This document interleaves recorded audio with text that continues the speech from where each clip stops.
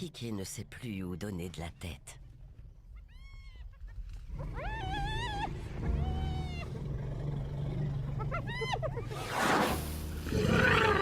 Elle appelle à l'aide.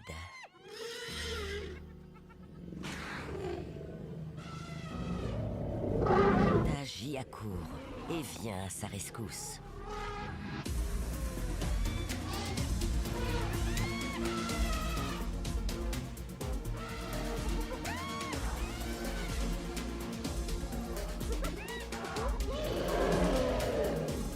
Elle incite les siens à rejoindre la forêt et reste en arrière pour repousser les assaillants. Binti a du mal à suivre la cadence.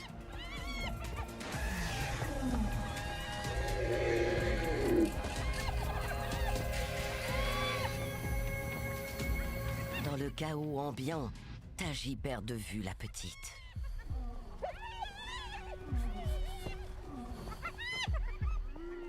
Les hyènes ont mis quelque chose à terre. Les hurlements de Binti ramènent sa grand-mère vers le combat.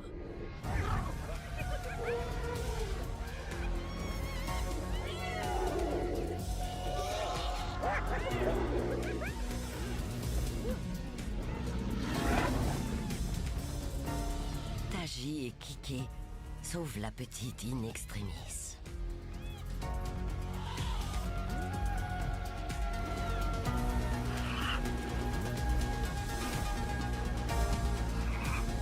Au lieu de reculer, elle se rapproche de la vitre. Il va faire un truc pas possible. Le père remarque immédiatement la réaction du singe. Alors que Kijito se dirige nonchalamment vers le milieu de l'enclos, on ne sait pas trop ce qu'il a en tête. Soit il se détourne d'une situation stressante, soit il s'agit de la stratégie calculée d'une partie d'échecs primitive.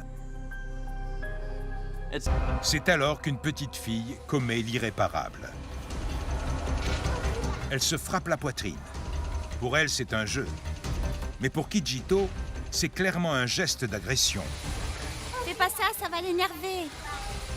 Le frère perçoit le danger, mais il est trop tard. Des millions d'années d'évolution se déchaînent dans l'attaque de King Kong. Kijito propulse ses 170 kilos de force pure droit sur la petite fille et sa famille. Ces derniers ne bougent pas, sûrs et certains que la vitre tiendra. La vache! Le singe en colère se jette contre la paroi avec une telle violence que le verre se craquelle. Kijito semble prêt à le fracasser. La vache! On s'en va. Heureusement, la vitre renforcée tient bon. Et la famille terrifiée quitte l'enclos en toute hâte. Voici le plus petit félin du monde.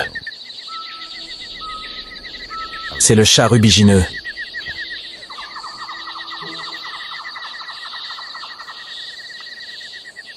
Il peut ressembler à un chaton. Il tiendrait même dans la paume de votre main. Mais ce petit mâle est presque complètement adulte.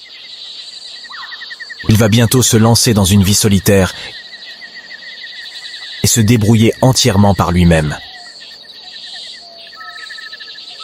Ce qui lui manque en taille, il le compense en audace. Les jeunes chats naissent curieux. C'est ainsi qu'ils découvrent leur monde.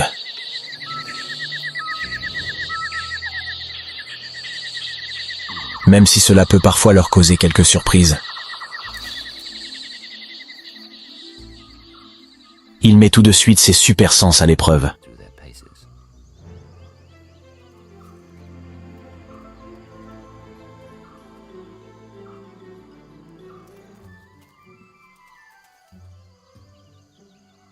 Il a des yeux 6 fois plus puissants que les nôtres. Ils sont sensibles au moindre mouvement.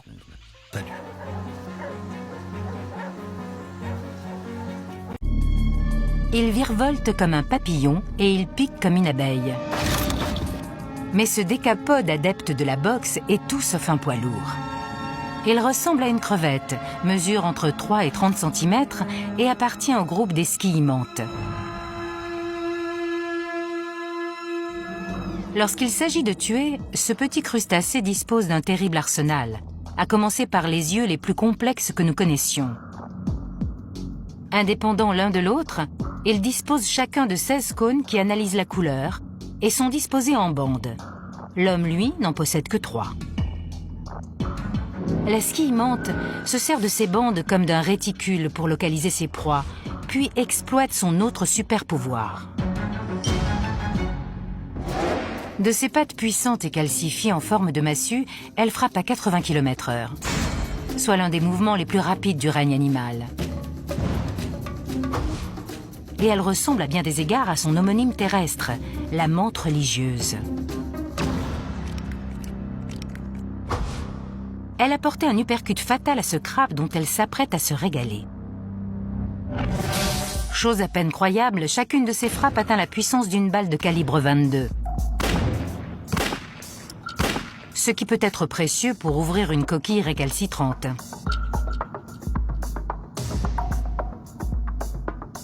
Même cette pieuvre est réfléchie à 2 fois avant de tenir tête à la frêle créature. Elle sait peut-être que certaines d'entre elles possèdent une 3e arme secrète. Des pattes en forme de harpon. Idéal pour crocheter son repas à la vitesse de l'éclair.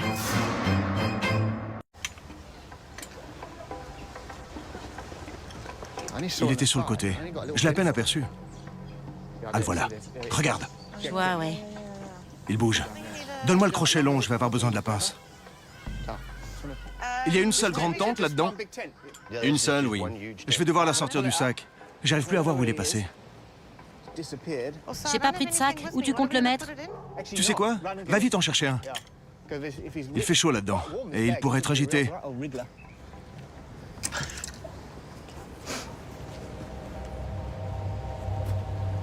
Faites tous très attention. Il peut attaquer. Donnez-moi un crochet que je soulève l'arrière du sac. Pourquoi pas? Prenez celui-ci, mais gardez vos distances. On a traîné le sac à l'extérieur et on a sorti la toile de tente. Ça n'en finissait pas. J'avais beau fouiller les plis avec le crochet, je ne voyais rien. Il fallait faire vraiment attention parce que le serpent pouvait surgir à n'importe quel moment. Mais impossible de le trouver. Il ne peut cependant être très loin. Tout doucement. Si je le vois, je me sauve. Je vais essayer de faire vite. Ne bougez plus. C'est vraiment très agressif? Oui, s'ils se sont acculés. Je crois qu'il est là. Je le vois, dans le sac. Je vais dégager la tente. Je vois sa tête. Il se redresse. Je vais vous laisser faire. Nadine? Il est gros. Pas loin des 2 mètres. Nadine, tu peux soulever le sac? Avec les pinces. De quel côté? Là où je suis. Je vais te gêner.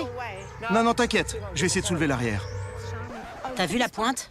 C'est pas un mamba. Je sais ce que c'est. Un cobra des forêts. Vous avez rapporté un cobra des forêts dans vos bagages. Ce n'est peut-être pas un mamba, mais ce n'est pas un serpent à prendre à la légère pour autant. Le cobra des forêts est très rapide. Heureusement, il ne crache pas. Il peut se montrer agressif et mesurer près de 3 mètres. Son venin est neurotoxique et il peut arrêter le cœur d'un homme en moins d'1 heure. Il faut le manipuler avec précaution. Il est très, très dangereux. S'il vous mord, vous risquez gros. Il a pas l'air commode. T'inquiète, mon grand, je vais pas te faire de mal. Je vais essayer d'attraper la queue. L'autre côté. Attends un peu. Ok, c'est bon. La queue, je vais l'amener vers toi, d'accord? D'accord. Un cobra des forêts. Un. Ah, il est magnifique. Belle bête. Il est plutôt grand. Près d'1,50 m. Tu vois la pointe au bout de la queue? C'est ça que j'avais vu. Attention, fais gaffe. C'est un moyen de défense. Regardez, il va piquer Simon. Vous voyez comme le bout de la queue se recourbe? Il se prépare à piquer. Quand on s'y attend pas.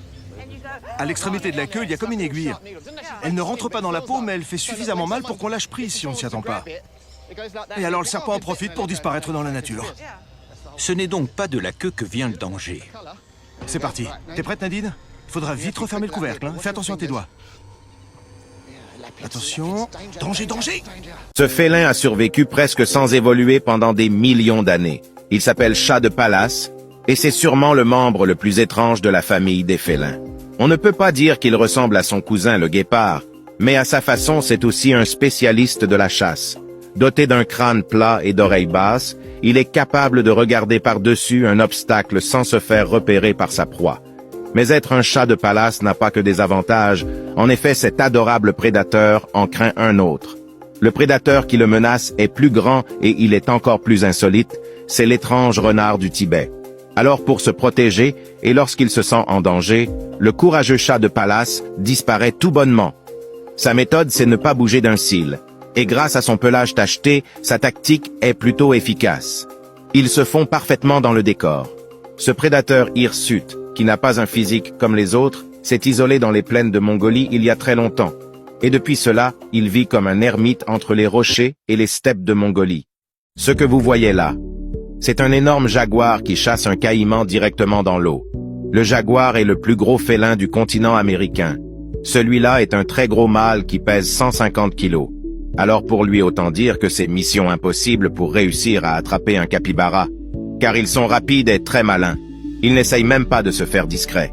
Non, lui, ce qui chasse, c'est une proie beaucoup plus grosse et beaucoup plus féroce. Ce jaguar est à la recherche d'un caïman. Mais ce n'est pas un problème pour lui. En plus d'être un excellent nageur, le jaguar possède la mâchoire la plus puissante de tous les félins. C'est encore plus que celle du tigre ou du lion par exemple. Et en plus, ils connaissent parfaitement le point faible du caïman. Son point faible, c'est le sommet de son crâne. Et grâce à sa mâchoire surpuissante et ses canines qui peuvent dépasser les 3 cm de long, il réussit à le neutraliser en un instant. Cela ne laisse aucune chance à ses proies. C'est ça qui fait du jaguar un des chasseurs les plus redoutables du règne animal. Il lui arrive même de se confronter avec des anacondas. Quel animal fascinant! Mais il faudrait une bonne dose de courage pour s'attaquer à ce nid férocement gardé.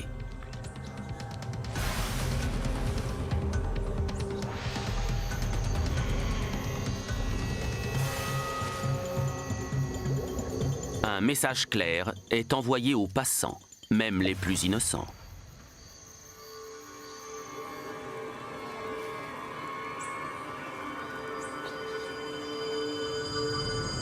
Mais tous les intrus ne sont pas considérés comme des menaces.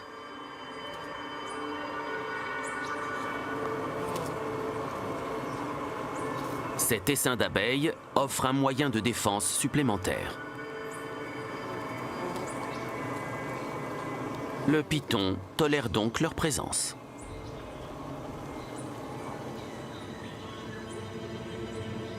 Au bout d'environ 2 mois, les petits émergent pour prendre leur première bouffée d'air. Et ils ne s'attardent pas longtemps.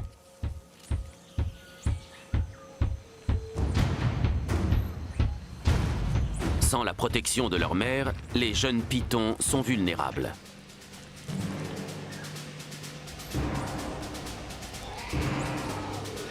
Mais dès l'âge de 2 ans, la plus grosse femelle de la portée est déjà trop imposante pour être sérieusement menacée par la plupart des prédateurs des Everglades.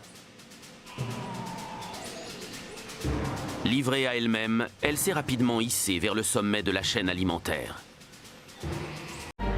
Est le plus gros animal que la Terre ait jamais porté. Aussi longue qu'un semi-remorque, elle possède un cœur de la taille d'une petite voiture et une langue pouvant peser autant qu'un éléphant.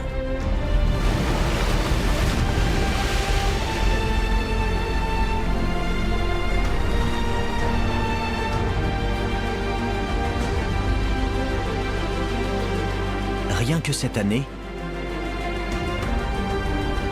cette baleine bleue a fait le tour du globe,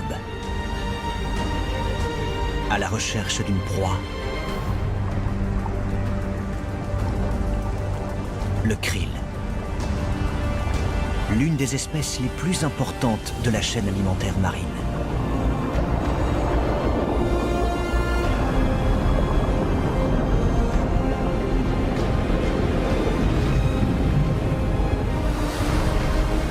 À chacune de ces bouchées monumentales, elle avale suffisamment d'eau et de krill pour remplir un bus scolaire. À l'aide de sa langue, elle repousse l'eau à l'extérieur emprisonnant jusqu'à 2 millions de krill contre ses fanons.